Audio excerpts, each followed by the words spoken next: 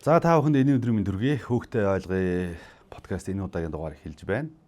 Энэ удаагийн зочноор Дэлхийн авраг, холимог толгойн тамирчин, байгалмаагийн алтан чимэг оролцож байна. Өдрийн мэнд хүргэе. За өдрийн мэнд хүргэе. Ажлын тавтай. Маш сайн байгаа.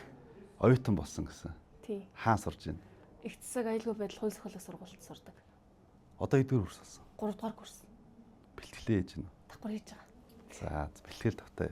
Бэлтгэл сайн. Одоо хаашаа ярин тэмцээн уралдаанд явах вэ? Одоо 5 сард Азийн аврагт явна гэж зорж байгаа. За 10 жил төгсөөд одоо хэдэн жил болчихвоо? 3 жил юм уу да? 3 жил болсон уу? Тэгэхээр өнөөдрийн ингээд сэдвэр ингээд өсвөр насны хүүхдүүд сүүлийн үед ихээс зодтолдоод байна. Бие биенээ дэрлэхэд байна. Тэ? Ингээд энэ бол нөгөө талдаа хувь хүний соёлын асуудал шүү дээ, тэ? Хувь хүний соёлын асуудал. Та бол одоо холимог толгойн тамирчин, тэ? Тэгэхээр одоо энэ хувь хүний энэ соёл, тамирчны энэ соёл, тэ? Соёл энэ талаас эхлээд яриагаа эхлүүлээ тэхөө. Хизээс эхлээд тамирчин болов, яаж хичээлж эхлэв? За би яг анх спорттой найзлан болохоор яг юм дунд ангиас юм.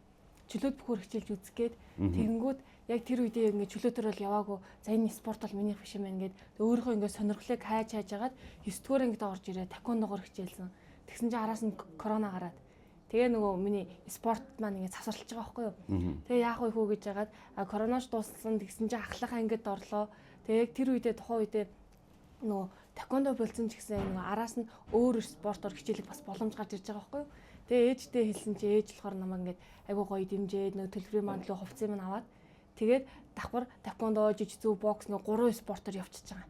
Тэгээд нөгөө гурван дуртай боловч за яг миний ингээд жинхэнэ сонирхол яг хүсэл мөрөөдлийн юм болоо ингээд бодцоод болдгсон бол энэ гур ингээд холж байгаа юмсан дотроо боддог гэсэн байхгүй юу. Гэсэн чи яг үнэндээ нөгөө холимог талаа ингээд тийм спорт нь байсан юм бэл. Яг сүүлд яг ингээд нэг одоогоос нэг 2-3 жилийн өмнө энэ спортыг барьж аваад тэгээ явсан. Одоо ингээд нэг ахлахангийн хүүхдүүд ингээд хоорондоо зодтолдоод бие биенийг нүүр ам руу цогч байна шүү дээ, тэ. Ер нь хүнд хороош учрна тийм үү? Гимтэн тэ. Тоолол шүд туурна, хамар гимтэн тэ. Бид нар чинь бэлтгэл дээр хүртэл зүгээр ингээд хөнгөн спаринг гэхэд ингээд хөнгөн бэртэл авдаг. Тэр чинь ингээд ямар ч хамгаалтгүй нүцгэн гараар нэгнээ зөгж байгаа юм чи. Ер нь бол хүнд бэртэн шүү дээ. Тэгээд ёо хоошоо унах, гимтэх тэ. Мэдээж энэ гимтлээс болж ирнэ нэг эрүүл мэндтэй хүнд хор уршиг авдаг тамирч бас байдаг те. Одоо тэр холимог толгойн яг тулаан дуусахад за нэг нь мэдээж ялдаа тэмдэглэдэг байх. Нөгөөх нь эмгэрүү явж байгаа би олон дүр зургийг харж ирсэн те. Тэр гудамжинд ч гэсэн тийм асуудал маш их гардаг тийм үү. Тэр өсвөр насны хүүхдүүд үүнийг бас мэдэхгүйгээр энэ юун дээр дэвжэн дээр бол хууль журмын дагуу мэдээж одоо гар хөлийн үсэг зураад ингээд хууль журмын дагуу ингээд явдаг бах тийм. Харин гудамжинд олон нийтэд одоо хүний биед халдах ч одоо гимт хэрэг бас наац одоо юу шүү дээ зөрчил шүү дээ тий гимт хэрэг. Тэгэхээр үүнийг бас залуучуудаас мэдэхгүй байна л да. Нөгөө талдаа энэ юу спорт ер нь бага насны бас мөрөөдөл байсан уу? Багтаа бол ер нь бол аав ээж хоёр ярихт бол ингээл миний өх олимпийн авраг болно гэж ярьж байгаа юм зэ. Гэтэ тэр л намайг барилтна гэж боддог гэсэн. Тэгээд би бас жудоогоор ч гэсэн өөрийгөө явна гэж бас боддог гэсэн тухайн үедээ. Гэтэ яг спортын маань төрөл өөр ч гэсэн одоо ч гэсэн зорилгодоо ингээ багийнхаа мөрөөдөлтөө багаар хүрэх гээд ингээ замдаа явж байгаа. Тамирчин хүн бас айгүй тийм ёс суртахуунтай байх хэрэгтэй тий. Одоо ер нь энгийн хүнийг бодоход ер нь хэд дахин илүү бэлтгэл хийж одоо төсвөр хатуужил одоо хатуужлын бэлтгэл хийж байгаа шүү дээ тий. Тэгэхээр нэлээд ёсцоотой байхыг шаардна тийм үү? Яг зааланд орж ирээл багш хамт олноос ахуулаад нөгөө спорт ингээ яг зүгээр ингээд бидний ээж аав ч юм уу эсвэл нэг сургуулийн багш нараас заримдаа нөгөө ингээд заадаггүй зүйлийг зөвхөн тэр хүүхд спортоор дамжуулаад сураад идэг. Хэрхэн хүндлэхүү, хэрхэн бусдыг хайрлах уу гэдэг юм уу тий. Өөрөө өөртөө тэмцэлцэж сурна. Тэгээ ингээд нөгөө хүн өөрөө өөрийгөө ингээд нэг ямар юм жижиг юм бэ би чи ийм өчүүхэн амьд юм бэ штэ гэдэг ийм мэдрэмжийг авах тусмаа бусдыг илүү ойлгоод хайрлаа явд юм шиг байна. Тэгэхгүй ингээд би ч ястай амар мундаг хиндл гарч ирүүл хэвээр надтай үзэх хүн байна уу гэх нэг юм хүмүүс байдаг штэ тий. Тийм хүмүүс нь өөрсдөө мэддгүү. Гэтэл яг спортын талбарт ороод тэгэхээр өрсөлдөөн дунд дөрмийн дагуу орж ирээд нөгөө хүн чи өөрийнхөө чадварыг ойлгоно, дотоод хүнээ мэдэж авч эхэлдэг. Нөгөө талдаа ингээд нэг хүнийг хүндлэн гэдэг бас төсвөр хатуужилтай байна гэдэг бол хүнд бас байх хэрэгтэй аюул сайхан мөн чанар. Тэгэхээр үүнийг одоо энэ хаанаас өөртөө хизээс хэлж суулгаж эхлэв. Яг нөгөө явцын дунд л яг суусан байх гэж бодож байна. Тэгээ төсвөр хатуучлалгаас яг бэлтгэлийн туршуртал байгаа л та. Жишээлбэл ингээд тэмцээн төгсөн гээл хууртаа авах ч юм уу ямар нэгэн байдлаар бид нэр бэлтгэлээ хийж явах үед цаг дуусаагүй, шүгэл дуураагүй багш команд өгөөгүй байхад те нөгөө бууж өгч болохгүй байгаа шүү дээ. Хэрвээ бууж өгчвөл яг тэмцээн дээр ч гэсэн яг бууж өгчих гээд байгаа байхгүй юу? Бэлтгэл ямар байна? Тэмцээн дээр ч гэсэн яг тийм үйлдэл гарах гээд байгаа. Тэрнтэй адилхан яг одоо хоёул нөгөө өсвөр наснаа дүүнэртэй зөвлөж байгаа шүү дээ. Яг тэр төсвөр төвчээр ямар үед гарах вэ гэвэл жишээлбэл хин нэг ингээд чамаа ингээд бүр ингээ муухай үгээр доромжлоо те чи ингээд тэр үнэ зохиод авчмаар тийм нэг мэдрэмж дотроос гарсан ч гэсэн чи яг өөрийгөө тэр үед л барих хэрэгтэй. Энэ бол ийм чадвар бол нөгөө яг нөгөө талаараа өөр төсвөр нөгөө биеийн төсвөрөөс илүү бас нэг дотроо бодоод байгаа шүү дээ ухаан бодолтой. Тийм төсвөр бас байж болох юм. Спорт юу ойрхон хүн хорц урчлаас нэлээд хол байна уу? Тийм шүү дээ. Нөгөө буруу зүйл хийх зав байхгүй тий. Угаасаа тэрийг хийж болохгүй. Танаа үеийнхэн чи яаж байна? Үеийнхэн бол ер нь бол амар юм билий. Би ч нөгөө өөрөө мэддгүй байхгүй юу. Тэгээ оюутан болоод ирсэн чинь бас нөгөө ингээд эргэн тойрон тэгэл яг хүүхдүүдэд харахаар л өөр л юм бил. Тэгээ яг ямар амар завтай ингэж бодож байгаа нэг талаараа нөгөө талаараа бас амар гарч ороод бас их мөнгөтэй гараад байна даа гэж бодож байгаа шиг тий. За ингээд одоо оюутан боллоо. Тэгээ одоо ингээд мэдээж нэг магадгүй ингээд нэг Европын ч юм уу Өмнөд Азийн улсуудын тамирчин бол ер нь 40 нас хүртлээ бараг 45 хүртлээр дэмжинс буухгүй байна те. Тэгэхэд манай Монгол тамирчид ер нь нэг дээдэлтэй нэг 35 ч юм уу те үндэсний хөгжиж байгаа дэшээ барилдаад байгаа юм шиг байна. Тэгээд энэ дэмжин дээрс буугаад байна гэж хараад байгаа. Тэгэхээр энэ бас хуу хүний эрүүл мэнд, амьдралын соёл их олон зүйлтэй холбоотой байна те. Тий яг үнэ. Одоо яг тамирчин байна гэж чинь бас нэг үслээ амар эрсдэлтэй байхгүй ялангуяа тулааны спортын тамирчин нэг тэмцээнд ороод яг юуж болохыг мэдэхгүй шүү дээ тулааны спортын чинь. Тэгэхээр яг бэлтгэлжээлтэй нөө хувийн нөө амьдралынх нь хэм маяг нь бүр үнэхээр нөлөөлдөг тэр спортын хэрэг шүү дээ. Тэгэхээр спортоос ингээд бас хуу хүний бас төсвөр хатууж айгүй тийм олон сайхан чанарыг олж авч чадчихээн тийм үү? Яг олон тэрийг бас нэрлэхэд бас хэцүү ингээд дотроо байгаад идэг. Тийм. Гэтэ яг нөгөө өмнө нь болохоор би нөгөө одоо хүн хайрлах гэдэг шүү дээ. Тэрийг би бүр ингээд илүү байдаг байсан. Тэрнээс бол бүр багштай загнуулжсэн. Ялангуяа тулааны спортод чи өрсөлдөгчөө хайрлаад байх юм бол чи яаж ялах юм гээд. Би чи ингээд өрсөлдөгчөө ингээд чанга зогчлог ингээд баг нөгөө тулаанууд яриад зүгээр мөрөөгөө нэг тийм үе болж ирсэн яг анх эхэлж байгаа та. Тийм. Тэгтэл тэр бол нөгөө рингийн дотроо бол ингээд тэр өрсөлдөгчөө бол ингээд яг хайрлахгүй дүрмийнхэн дагуу үзэж байгаа. Хэрэв би тэр үнийг зодохгүй бол би зодуулна гэж байгаа. Яг амьдрал дээр бол ерөөсөө тийм юм байхгүй. Хүмүүс намайг тулааны спорт гэхээр яачаас амар ах та. Тэгээ бараг зарим нь ингэж чи том болоо хүнтэй суувал яана маана гэж тоглоно штэ тий. Тэнгүүд яг үндэл ямар нэгэн асуудал гарвал өстой би бүр хамгийн түрүүн хурдан гүүндэл гэж боддог. Цутаал явчих юмсан гэж боддог. Бараг гүйлтийн бэлтгэлээ илүү сайн эндэл гэж боддог. За одоо ингээд нэг тамирчин хүнд бас мэдээж зориг мөрөөдөл байгаа шүү дээ. Одоо энэ одоо яаж төлөвлөж ийн нэрэн цааш та. Ирээдүйд болохоор яг мэрэгжлийн тулаанд болно гэж бодож байгаа. Одоо миний яг хичээлж байгаа яг сонирхчийн төвшөнөөр явж байгаа. Тийм. Энэ бол яг нөгөө юм мэрэгжил рүү явах бас нэг тактикийн нэг хэсэг. Мэдээж шууд мэрэгжил тулдчихлахгүй. Өөрөөр хэлсэн нөгөө туршлага тэгээд бэлтгэлжлэлтэй ингээд сайжруулж агаад тэгээд мэрэгжил тулдна гэж бодож байгаа. Монголч одоо өөр нэмэгтэй тамирчин хэрэг үйдэг. Амар цөөхөн байгаа. Тийм. Гэхдээ одоо бол ер нь гарч ирж байгаа. Сая яг тэмцээн болснаас өнгөрсөн бүтэнсэнд тэгтэл ингээд нэг өсвөр насныхаа ялангуяа эмэгтэй хүүхдүүд ч гэсэн айгу хөөрхөн ингээд тэмцээнд оролцоод явж байгаа харахад гоё юмсан. За чөлөө цагаараа бэлтгэлээ хийж чинь. За сургуультай явчихна. Өөр юу хийж чинь? Шинэ хоббит болсон. Шинэ хоббит болсон. За юутай болсон? Усан сэлтэнд явж байгаа. Тийм үү. Тэгээ өмнө би бодож байсан байхгүй юу? Усан сэлтэнд явандаа энэ нөгөө хүнд хэрэгтэй нэг чадвар таа гэж бодоод байгаа байхгүй юу? Тэгтээ би өөрсдөө ингээд нөгөө ямар нэг үйл хийхгүй байсан. Тэгээд яагаад тэгэхээр за би ингээд завгүй өнөөдөр бэлтгэлтэй маргааш бэлтгэлтэй хичээлгээ нөгөө цагийн ууртаа баригдаад ингэж бодоод байсан байхгүй юу?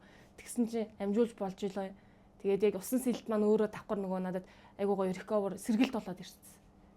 Тэр нэрээ яг ингээл нэг завгүй гэл ингээд идэг. Тэгээд би ингээд нэг сошиалд өнгөрүүлсэн цагийг ингээд нэг гар утсаараа хэмжиж үзэж байгаа шүү дээ, тий. Тэр өдөрт нэг мэдгэтэл одоо 3 4 цагийг сошиалаар өнгөрүүлсэн гэж байгаа байхгүй юу.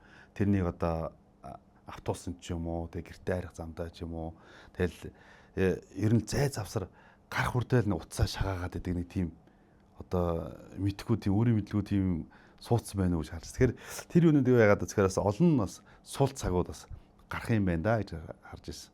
Тий. Яг үндэ хүн завгүй зүгээр л өөрийгөө тодорхойлсон болохоос нөгөө тэр хоногоо 24 цагийг л зүгээр хуваарлаж чадахгүй байгаа байхгүй юу. Тэгтэл тэр нөгөө хэрэггүй юм хийх цаг нь зөндөө гараад байгаа ш, тий. Ягаад тэр цагаа ингээд өөрт хэрэгтэй зөв зүйлд зарцуулж болохгүй гэж. Ялангуяа ингээд хүүхдүүдтэй хүртэл нөгөө одоо би зүгээр спорт юм чинь ямар нэг эцэг эхчүүд нь спорт руу хөтлүүлээд хүүхдийн дуртай спортыг олж нээж өгөөд авьяасын нээгүүлээ тэрүүгээр нь явуулах хэрэгтэй. Тэгэхгүй энэ нөгөө барилттай юм чинь аав нь барилттай эсвэл тэ удан барилтыг бүх болно гэж зүгээр тэр хүүхд дургу ахт нь өөр нэг клубт аваачдаг. Тэг хүүхд улам дургу тэгээд одоо их юм бэ дургу зүйлээ хүн хийдэггүй шүү дээ. Яг тийм болчих гээд байгаа байхгүй юу? Хүсэл сонирхлыг олоод тэгээ ялангуяа спортын талаас нь дэмжиж өгвөл нөх хүүхдүүд цагийг зөв өнгөрүүлж чадна. За би өөр зүйл асуумаар байна л дээр асуумаар санагддаг юм. Одоо ингээд бидний үе гэдэг хэрэг бид нар ч одоо 80-аад оны л одоо хүмүүс шүү дээ. Тэгэд та бүхэн бол 2000 гаруй оных те тэр хүмүүс өссөн гэдгийг бараг мэдэхгүй бас ингээд тийм нийгэм амьдралын бас хэцүү үеийг бас туулаагүй ч гэдэм юм уу те. За тэгээд жинзээ үеийн хүмүүстэй уулзахад аюу хэцүү байдаг, ажиллахад хэцүү байдаг. Их хуваа хичээсэн байдаг, ийм тийм гэдэг. Энэ талаар хүн чанар гэдэг талаас нь юу гэж бодож байна? Яг хүн хүнээс л яг хамаарах байх. Тэгэхгүй бол бас нэг бүлгээр нь ингээд 2000 оных ингээд тодорхойлоод бас хэцүү юм шиг байна. Яг тий. Санал нийлж юм л да хүн хүнээсээ өөрөлдөө. Одоо жишээ нь бид ингээд нэг залуу үе ингээд аюу тийм ойлгох хэрэгтэй юм шиг. Тэгэхгүй одоо залуу юу ч чадахгүй, залуу тэр хүмүүс туршлага байхгүй. Тэр хүмүүс янз бүрийн тийм ажлын одоо амьдралын янз бүрийн тийм туулж өнгөрсөн боловсрол гээл дөнгөжл амьдралд ингээд хөл тавьж штэ тий. Биднэрээсэн 20 настай байж явах үед одоо ингээд ах нар айгүй гоё зааж өгдөг, тусалдаг хүмүүс байсан. Айгүй гоё тэр үед баярлдаг. Учир зүггүй ингээд загнаад ингээд яах нь мэддэхгүй тодорхойгүй байдаг үсгэр айгүй тийм хүндрэлтэй байдаг байсан. Тийм зүйл таарч байна. Ер нь тийм. Яг ингээд бүх юм мэддэг юм шиг ингээд заримдаа хүмүүс яг хандад шиг таны хэлэх шиг загнаад ийм юм ойлгохгүй бахтай ингээд тэгээд яагаад гэх нөгөө анхудаа амьдарч байгаа юм чи анхудаа тэр зүйлийг хийж байгаа дуршлаг байхгүй шүү дээ мэдэхгүй шүү дээ. Тий. Тэгэл одоо ингээд хүүхдүүд нөгөө технологи, компьютер гээл одоо баг мэдгүй хүүхдүүд алга шүү дээ. Тэгэхэд бид нар ч баг 20 нилээн гарч аж ирэн компьютер дээр ажил сурсан хүмүүс одоо л тэгэл 10 настай хүүхчин тэгэл нэг таблетээс хэсүүлээл нилээн тийм юу мэдлэгтэй болж байна шүү дээ. Тийм зүйл байна. Тэгээд ёо айгүй тийм бахалтай санагддаг. Одоо миний зүгээр бодлоор ингээд харж байхад хүүхдийн хүмүүжил хэцүү байна шүү. Айгүй хэцүү байна ингээд тий. Гимтрэгт холбогдож байж байгаа хүүхдийн асуудал бол хэцүү л дээ. Ингээ хувь тавилангаа шийдвүлээл ингээл. Нөгөө талдаа ингээ мөрөөдлөө биелүүлж байгаа Монголс олон мянган залуучууд байж байгаа. Шатрын авраг болж байна. Биеийн тамир, спорт, эрдэм шинжилгээ, судалгаа тий. За ингээд эсгчгүй нэсэт хөрөмжийг одоо бий болгож шинжилгээ ухаанд одоо ингээд янз бүрийн шинэ нээлт, ололт, амжилттай бүтээл ингээд туурвал өгөөрэй аж амьдралаа ингээд бий болгоод мөрөөдлөө биелүүлж явж байгаа. Олон сайхан залуучуудын нэг юм аа гэж одоо ойлгож баярлаж хүндэлж явдаг. Тэгэл анх ингээд нэг чиний тухайн нэг нэвтрүүлэг явуулаа шүү дээ тий. Ажил хийгээд сургуулийн төлбөр олж ирсэн. Тэмцээнийхэн зарлыг олж ирсэн гэдэг ингэж хэлсэн. Яа тэгээд яг ингээд ажил хийхээр ингээд ажил олгогч мөн цалин өгж гин үү? Гайгүй юу? Өгсөн. Тэгээд яг ажил хийхээс илүү надад ажил олох нь хэцүү байсан.